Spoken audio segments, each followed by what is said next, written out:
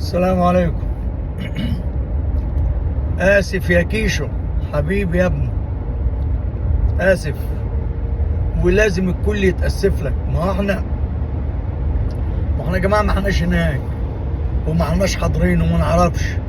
الدنيا كلها بتقول الولد عشان ربنا بيحبه من فضل الله تبارك وتعالى. وادي بالكم برضو ان اكيد بجد الجهود برضه لازم اعطاء كل ذي حق حقه عشان تكونوا فاهمين. يعني كنت انا معترض كل يوم على اشرف صبحي، انما يكون اشرف صبحي يبذل هذا المجهود وما ادراكم لما حد في بلد غير مصر يكون مصري ويتمسك، مش عشانه مصري، يعني عشان الفعل نفسه، ويكون يتمسك في حاجة تحرش او خلافه. مصيبة سودة، مصيبة سودة. ربنا يكفينا ويكفي الجميع الشر يا رب. فطبعا ان كيشو اللي اتقال عليه والدنيا قامت ما عادتش، وانا اعتبر نفسي من هذه الدنيا يعني. ما كنتش اعرف اصلا ان كيشو. انا امبارح بس بالليل لما نزلت الفيديو عرفت ان هو كيشو. حتى قلت القرعه اللي بتتعب بشعر بنت خالتها. فكيشو ده بالنسبه لنا ايه، ابن خالتها ولا بنت خالتها. واحنا القرعه، لان كيشو كان من الناس المصنفين دايما بيجيبوا ميداليات، فطلع كيشو. النهارده من فضل الله تبارك وتعالى الراجل براءه. احنا اسفين وانا اسف، ولازم الكل يعتذر. وفوجئت باحمد سالم المتحدث الاعلامي لنادي الزمالك بيقول لازم الكل، كل اللي غلط في كيشو يعتذر له. انا طلعت قلت تعقيبا على الكلام اللي احنا سمعناه، فاسفين يا كيشو، وربنا يا ابني يكبر خاطرك ويعوضك خير على وخدوا بالكم برضه انا بقول لك اللي حصل لك ده قمة الانتصار يعني، ورضا ربنا عليك. لان ما بالك انت اما بتتمسك في بلد غريبة بتهمة زي دي، كارثة، كارثة حرفيا. فشكرا طبعا لمجهودات السفير المصري، وشكرا لمجهودات الوزير اشرف صبحي، لانه امبارح والكل كان بيقول ان هو تحرك جامد جدا. ويمكن احنا طلعنا حطينا عليه انه بيتحرك وبتاع، معناه هو ده اللي هو فالح فيه او بس لا. يعني كل الشكر والتقدير للوزير اشرف صبحي على المجهود اللي عمله في انه يثبت ان هذا الرجل براءة من هذه التهمة. كيشو احنا بنتأسف لك تاني وتالت ومليون على اللي حصل، ويرجع مصر عادي، ما يرجعش مترحل، يرجع مصر كراكب عادي.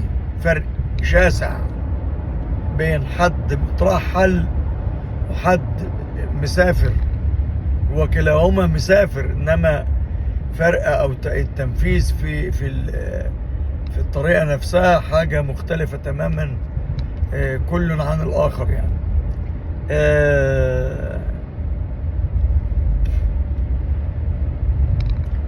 امبارح وأوله أما كنت بقعد أحط على الأولمبية وأشرف صبحي، كنت بقول وارجعوا للفيديوهات تاني إن إحنا منتظرين ميداليات من أحمد الجندي في الخماسي.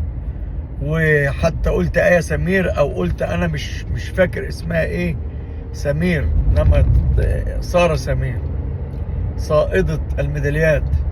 سارة سمير عندها كم ميداليات بسم الله ما شاء الله. لو انتوا دخلتوا على جوجل او يوتيوب وكتبتوا الميداليات اللي عند سارة سمير هتتخضوا. الحمد لله نجحت انها تجيب فضية، واحمد الجندي نجح في انه يجيب ذهبية. فسبحان الله تبارك وتعالى، ما بين ليلة وضحاها ربك.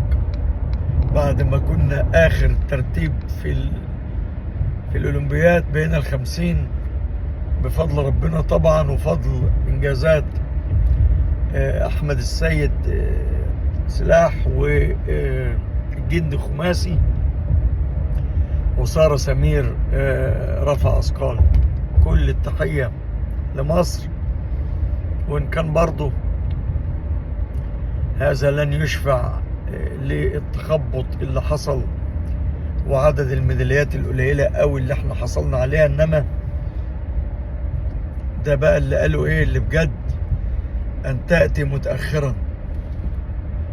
فالحمد لله ولادنا جم متأخرا، بس مش عشان كذا، عشان هي التصفيات في ميعادها ده، مش من أول، في ميعادها ده.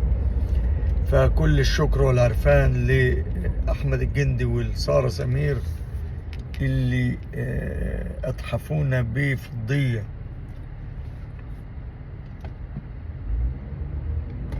لسارة وذهبية لأحمد على الأقل يعني خلوا شكلنا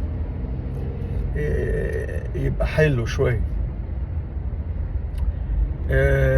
ولسه إن شاء الله يعني أنا مش عارف إيه تاني لسه في إيه، بس هم دول طبعا. وكان كيشو، فأنا مش عارف كيشو بعد اللي حصل له ده إيه الدنيا وهو لاعب ولا لأ. يا ريت يا جماعة بس تعرفونا، معلش الواحد برضه في آخر الدنيا مش كيشو عمل ايه.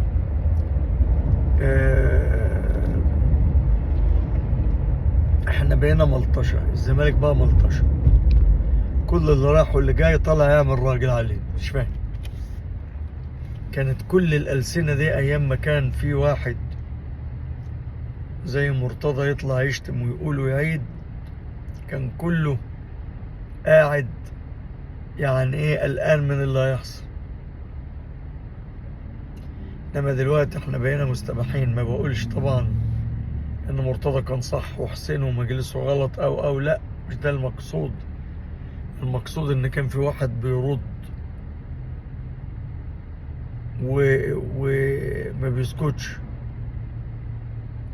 فكان دوره مهم، الصوت العالي مهم. كنت بقول لكم يا ريت نفسي الزمالك ونجومه يعني نشوف فيهم حمية وأوقات قلة أدب العربجية، لأن في ناس مش هينفع معاهم إلا هذه الطريقة. فكونك طبعا تدعي الأدب والكرافتات والبتاعات والكلام ده، هذا لن يجدي نفعا مع الناس اللي هم دول. يعني أرجو من الجميع وكل جماهير ومسؤول لنادي الزمالك إن هم يشربوا بريل ويعرفوا يردوا كويس على الأشكال دي. آخرهم يبقى عبد الهادي طالع بيلسن، وبعد ما خد من الحب جانب وعرف إن نادي الزمالك رافع عليه قضية في اتهامهم في موضوع متيابة. طبعا نادي الزمالك قلب الدنيا، ويعني لعل وعسى ان شاء الله يكون الخير على ايديهم، وربنا المستعان ان شاء الله. يعني نشوف تحركات تانية خالص بدل اللي احنا نعرفه واللي احنا نسمعه. عموما كل التحية لحضراتكم، واشوفكم على خير، والف الف الف مليون مبروك لاحمد الجندي وسارة سمير واحمد السيد. وان شاء الله يعني من لعبة للعبة نقدر ان شاء الله نحقق كمان ميداليتين ولا حاجة. اشوفكم على خير، والسلام عليكم ورحمة الله.